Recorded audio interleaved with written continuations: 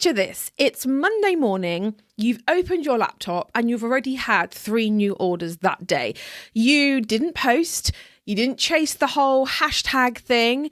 You didn't even look at your phone yet. You haven't even opened social media. Now, you might have done the doom scrolling in bed before you wake up, but you've not actually really begun work yet. That's what happens when your emails are doing the hard work whilst you sleep, okay? And what happens is that most handmade business owners, they will think that social media is the be all and end all when it comes to, you've guessed it, marketing your shop. But today I'm going to show you exactly why that is costing you money and how a tiny list of just 100 people can completely change your handmade business. Now, here's the problem. When you rely on only Etsy or only Instagram or only Facebook or whatever you kind of rely on driving your own traffic, when you stop posting, sales just dry up. They just vanish. You guys might have kind of experienced this before where you've had a break, you've been on holiday mode, or maybe, I don't know, you've been poorly, something's happened and you stop posting and the sales just kind of dry up.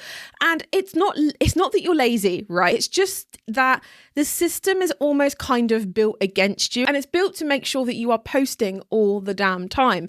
Now, even 100 really engaged subscribers can honestly become a potential consistent income stream when you know how to build that and what on earth you're doing, right? So I've split this video into 4 bits, okay? The first bit is we're going to be talking about the maths of email ROI, the maths of your email return on investment. So a quick stat here, the average return on a £1 email spend, whatever that is, that can be £1 of your time, that can be £1 on ads that you spent, that can be £1 in you investing in email.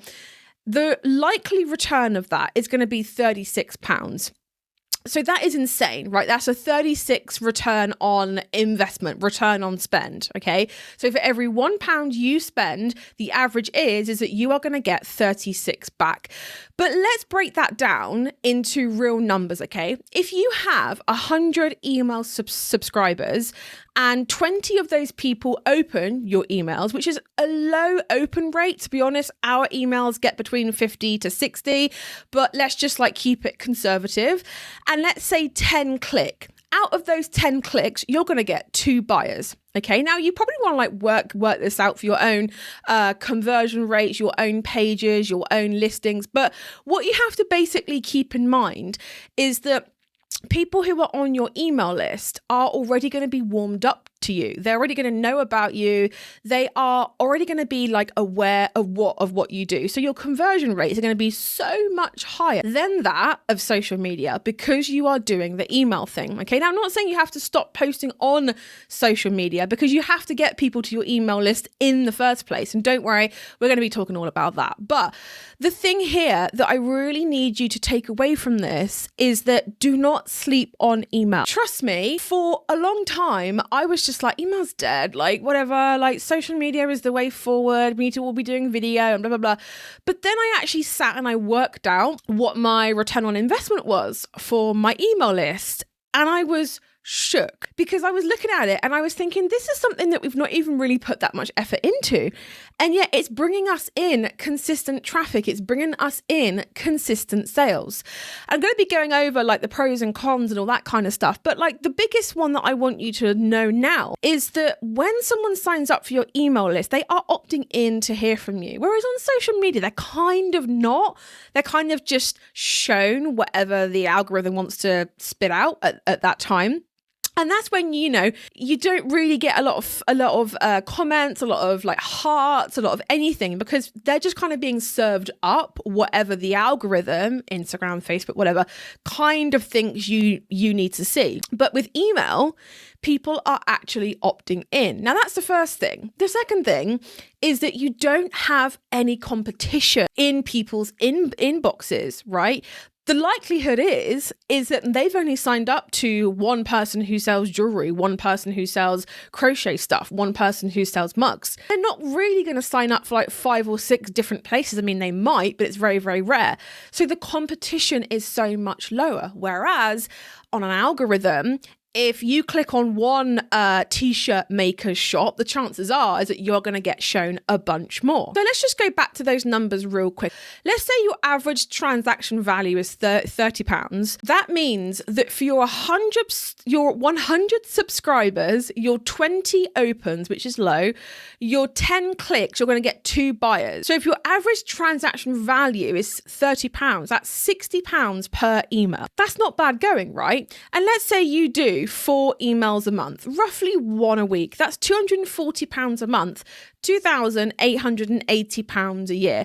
That is absolutely crazy, right? Now, the second part of this is that I really want to talk about why social media alone is not enough. And I have got some notes here. So if you see me looking, I just want to make sure that I stay on topic and I don't really want to start yapping on about something else. But what I really want to talk to you about is the fact that if you post on Instagram and you're having a good day, you know what I mean, where it's like a lot of your followers are online, maybe it's a good time for you to post. Maybe one post might reach 3% of your followers, okay? Now, I would say that that could be up to 5%, it could be up to 10. It really depends on what time of day you are posting, right? But we know that organic reach on social media can really differ depending on the day, the time of day, your target audience, the time of year even. You know, like if your target audience are parents and you're posting at like 3 p.m. on a Tuesday, you can imagine that people just are not really going to see it because they're doing the school run, right? And we know that with Facebook, if you're doing the same thing, your posts are only going to get shown to a very small amount of the people that already follow you, okay? And it's a bit like renting your audience. Now, the comparison that I like to have here, it's a bit like having Etsy versus your own website. People go, oh, your own website, we need to be doing that because it's ours, we own it, it's this, it's this, it's this. But you have to work really hard to get the traffic sent to you. Whereas Etsy, it has the built-in traffic, but the fees might be a little bit more, you know? So this is how I view social media versus having your email list. Your email list, it can be tricky to start because of the tech stuff. Not impossible, but it can be a wee bit tricky. And don't worry, I've got something coming up which is going to show you exactly what you need to do. And it can also be tricky to get people to your email list, get subscribers to your list. Whereas social media can feel easy because you look on your stats and you're like, oh, my reel got like 1,000 views, 2,000 views, right? So that's where I like to kind of like look at them differently. Some people have one or the other. Some people have both. And it's really up to you kind of how you're feeling about it. Really, what I need you to understand is that social media is fab. And once you've cracked it, it's really, really good because your audience is already on the platforms. They're using the platforms. So it makes sense for you to be in front of them. However, social media alone is not enough. Because as you've probably figured out already, 1 week, you could be getting a lot of views. The next week, not so much, okay? And the third thing is the hidden benefits of email. They are so good, right? So the first one is trust, okay? You are in their inbox, not shouting into a feed. And I feel like with email, you don't have to do the clickbaity, weird sort of stuff that you have to do with social media. Does that make sense? You know, like when you do like the dancey reels and like the lip syncing and all that kind of stuff. With email, it's plain text and an image. So that's great because if you are someone who's like, oh, I find taking photos really hard. I find videos so weird to make. I don't really want to show my face. I feel like I just don't really understand what I'm doing, what I'm saying. Then email is like the golden ticket because it's text and maybe an image or two, and that is it. The second thing is control. You decide when you want to promote, how you promote it, and what you want to say.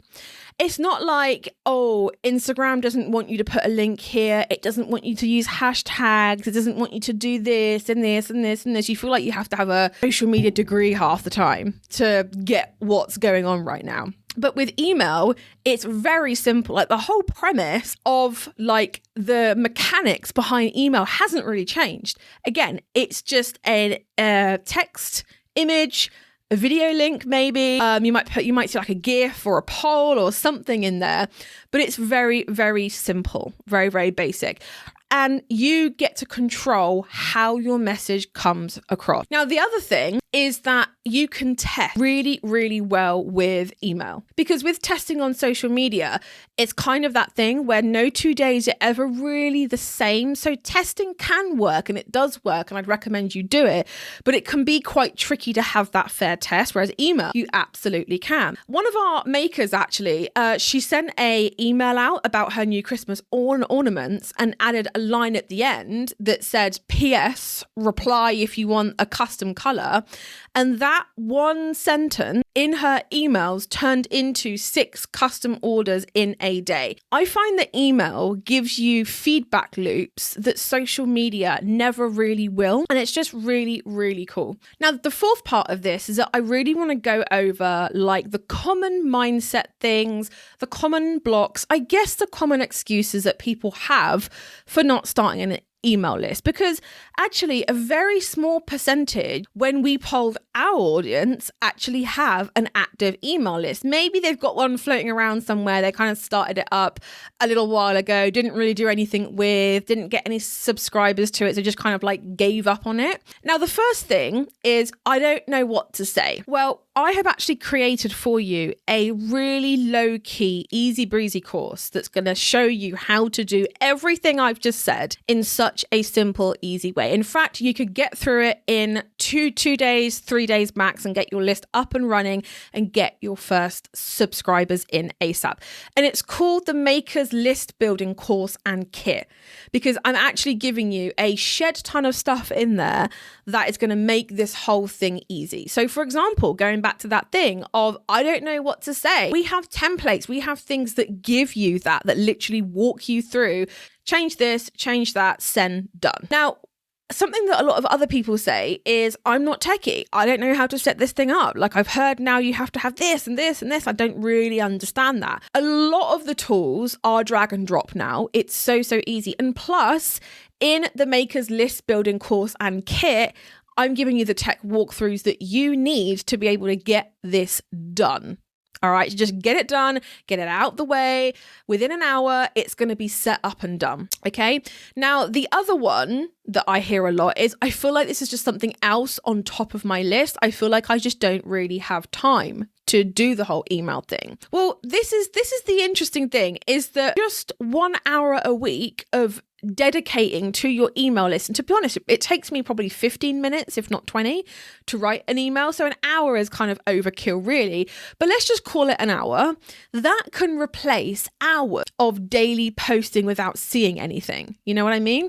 So it's kind of like, okay, let's look at the return that we get for our time from social media versus email. Okay. Now let's do a little comparative character thing here. Okay. And I would love for you to just kind of like recognize which one you're leaning closest towards. So Sam posts daily on Instagram. She follows trends. She refreshes her Etsy stats hourly because she's like obsessing over that result. 1 month, she gets one big sale week, then followed by 3 to 4 really quiet weeks. Like, there's no consistency at all. She feels exhausted, and she's almost like convinced herself that Etsy's like turned her shop off, something's not right, or she's missing that secret sauce. Now, Lydia took 3 days. She took this course and she was like, right, that's it.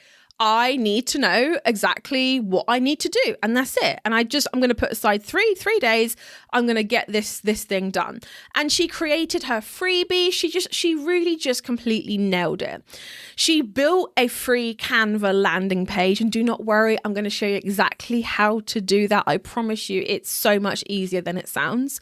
Then she added her link into her Instagram bio. So now she's got email and Instagram working for her together.